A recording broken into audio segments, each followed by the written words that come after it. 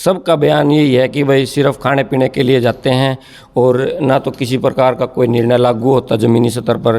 तो एक तरीके से देखो मतलब निराशा है युवाओं में, कोई मतलब किसी प्रकार की एक्साइटमेंट नहीं है कि हमारा सम्मेलन है और हमने जाना है। जो भी ढोल गोत्र के अंदर जितने भी बच्चे हैं या युवा मतलब जिन्होंने भी जो अच्छे काम करे हैं उनको कैसे सम्मानित करना है, एक और जो अपनी कमेटी है वो रजिस्टर्ड होनी चाहिए और इसका एक खुद का अकाउंट होना चाहिए कि जो बहुत हैं अपने गोत्र में जो दान देने के भी इच्छुक हैं तो उस जो दान आएगा अपना अकाउंट होगा। जो बच्चे कहीं ऐसे हैं पैसे की वजह से पीछे रह गए हैं तो वो वहाँ पे उसकी मदद हो सके।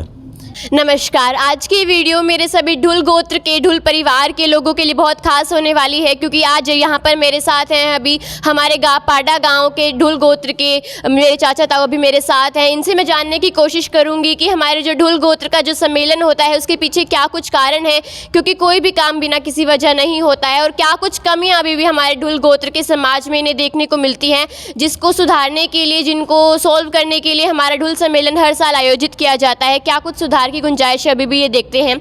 तो सर, सबसे पहले मैं आपका हमारे चैनल पर स्वागत करती हूँ। थैंक यू जी, बहुत बहुत धन्यवाद आपका। और सबसे पहले तो हाथ जोड़ के आपके ग्रामीण भूमि के सभी दर्शकों को नमस्कार।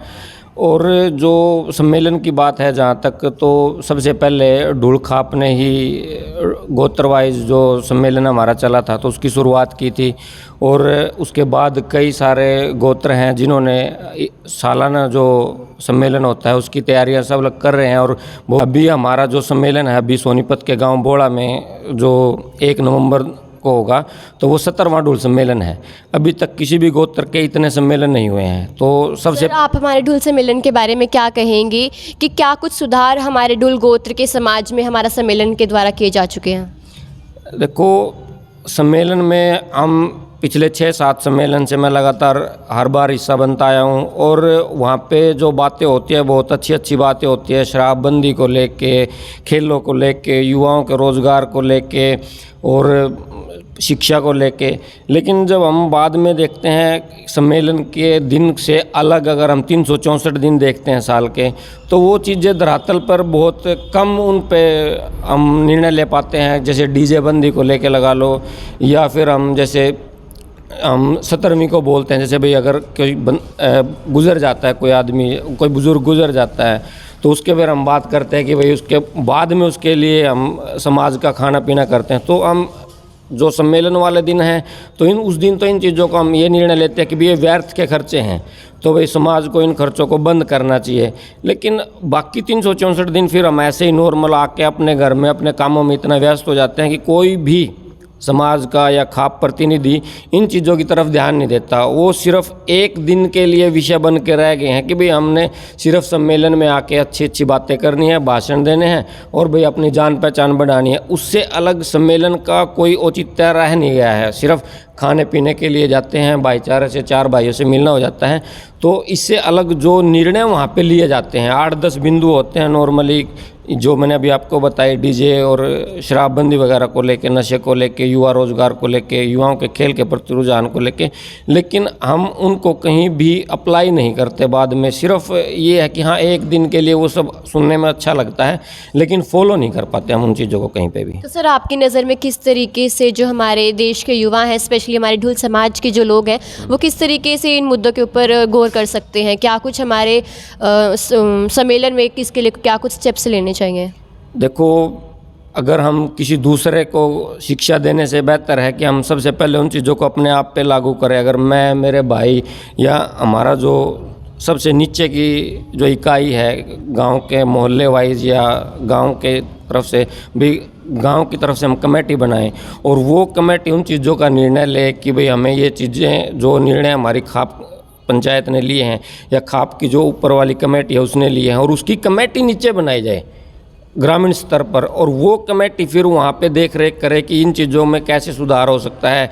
नशाबंदी पे वो काम करे, क्योंकि कोई भी बाहर का आके मेरे गांव में नशाबंदी पे काम नहीं कर सकता, मेरे गांव के खेलों में बच्चों का रुझान नहीं बढ़ा सकता, मेरे गांव में आके डीजे बंद नहीं करवा सकता। ये हमने खुद करना पड़ेगा, और वो खुद तब होगा जब ऊपर से जो खाप पंचायत है, वो खाप कमेटी, वो लोग नीचे कमेटी बनाएं और उसी के वो उनके जो निर्णय हैं उनको ग्राउंड लेवल पे उनको लागू करें। वही बिंदु हैं, वही निर्णय हैं और हम वहीं खड़े हैं।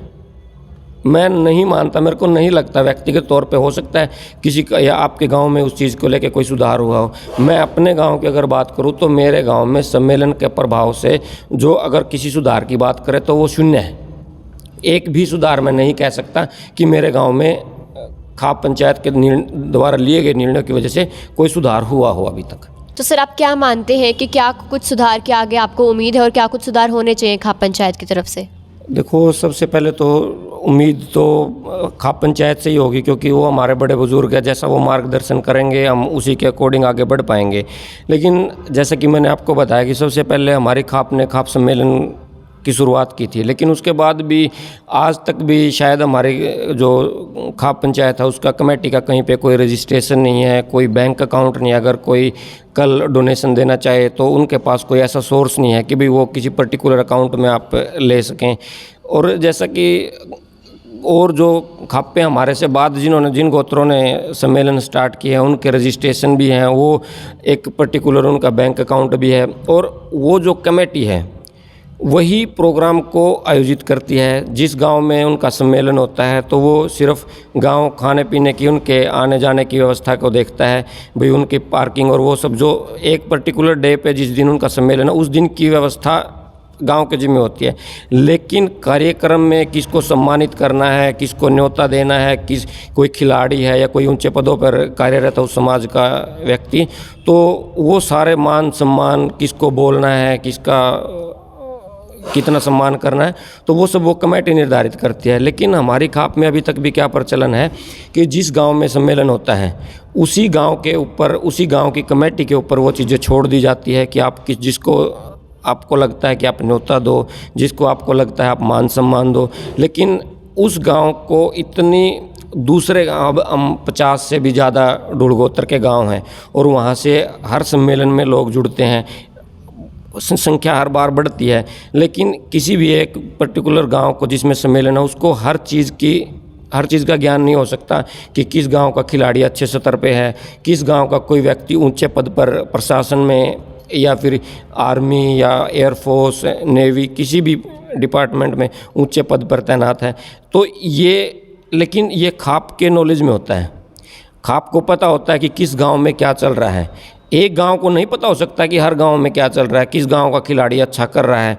तो ये निर्णय खाप को लेना चाहिए, खाप कमेटी को लेना चाहिए कि किसको सम्मानित किया जाएगा, कौन सम्मान का अधिकार है। जैसे जो पूरे बोर्ड में या पूरे स्टेट लेवल पे या इंडिया लेवल पे जो हमारी खाप के, हमारे गोत्र के बच्चे प्रथम, द्वितीय, तृतीय आते हैं पढ़ाई में या खेलों में जो अच्छा करते हैं, ऊंचे पदों पे नवनियुक्त जो होते हैं, तो उन सब को सम्मानित करने का जो निर्णय है वो कमेटी को लेना चाहिए। और उनको पता होता है क्योंकि उनके हर गाँव में ताल्लुकात हैं। जिस गाँव में सम्मेलन है उस गाँव के ऊपर छोड़ के वो जो नवनियुक्त होते हैं, जिनको ऊंचे पदों पर नियुक्ति होती है नई, या खेलों में आगे बढ़ते हैं बच्चे, तो वो बच्चे सम्मान उनको उतना नहीं मिल पाता या उन तक वो लोग पहुंच ही नहीं पाते। उनको पता ही नहीं चलता कि किसको बुलाना है, किसको सम्मान देना है।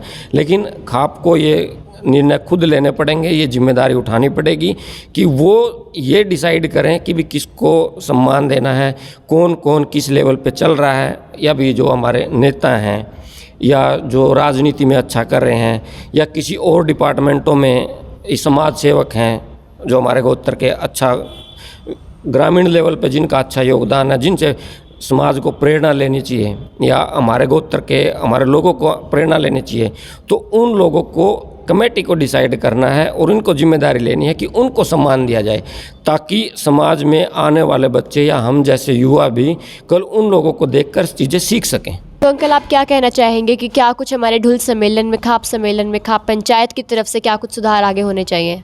सबसे पहले तो जी राम राम ग्रामीण भूमि देखने वाले ने भी और अपने पूरे ढुल परिवार ने सबसे राम राम। ऐसा है जी, जैसे पहले सतबीर भाई ने भी बताया है, जो भी मतलब ये एक गांव में हो जाए वो सारा प्रोग्राम वही करा जो जिस भी गांव में हुआ है।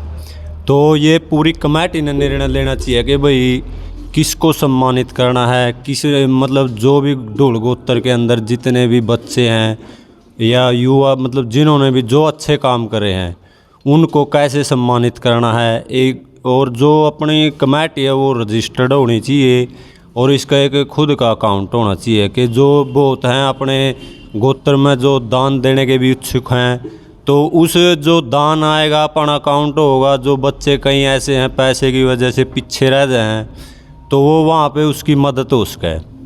और पूरी की पूरी जो कमेटी है ढूल जो गोत्र की वो डिसाइड करेगी भाई जिस भी गांव के अंदर प्रोग्राम हो वहाँ पे सम्मानित करना हो किसी को मतलब थोड़े बहुत ज़रूरत पैसे की ज़रूरत है या वैसे किसी भी प्रकार की सहायता है वो बताए, उसको एक गाइडलाइन दे उसको।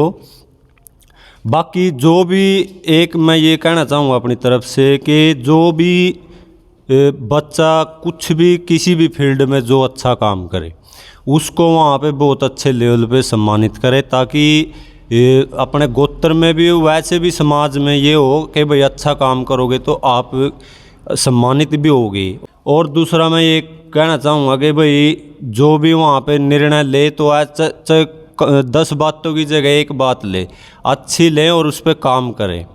गांव के लेवल पे अपनी कमेटी बनाओ और जो आम आदमी है ये नहीं है कि भाई कमेटी बना दी तो कमेटी ही उसको करेगी सब कुछ। अब जो खुद जो भी नीचे लेवल पे बंदा है जैसे मैं हूँ और ऊपर प्रधान है तो मेरे की भी जिम्मेदारी बनती है कि मैं भी अच्छा काम में उनका सहयोग दूं, तभी कमेटी भी कुछ अच्छा कर पाएगी। ये नहीं है कि अकेले कमेटी की जिम्मेदारी है, वो अकेले वहाँ पे कुछ नहीं कर सकते जब तक एक आम आदमी उनका साथ नहीं देगा। तो ये सभी को मिलजुल के इसको कामयाब बनाना चाहिए और अच्छी और भी जो पढ़ाई के लेवल पर है उनको भी। और सबसे पहले तो मैं यही कहूँगा सबसे मेन बात है अपना अकाउंट बनाओ। सर अभी जो हमारा ढुल सम्मेलन होने जा रहा है, आप क्या कुछ उम्मीद रखते हैं सुधारों की इस बार सम्मेलन में? देखो बेटा, अभी वैसे तो 8-9 दिन ही बाकी हैं। 1 नवंबर को हमारा अब की बार 17वां सम्मेलन है गांव बोड़ा जिला सोनीपत में। तो मेरे जैसे ही मतलब 20-30 युवाओं पाई से भी, रामराय से भी, 21 से भी मेरी कई युवाओं से बात होती है तो सबका बयान यही है कि भाई सिर्फ खाने पीने के लिए जाते हैं और ना तो किसी प्रकार का कोई निर्णय लागू होता ज़मीनी स्तर पर। तो एक तरीके से देखो मतलब निराशा है युवाओं में, कोई मतलब किसी प्रकार की एक्साइटमेंट नहीं है कि हमारा सम्मेलन और हमने जाना।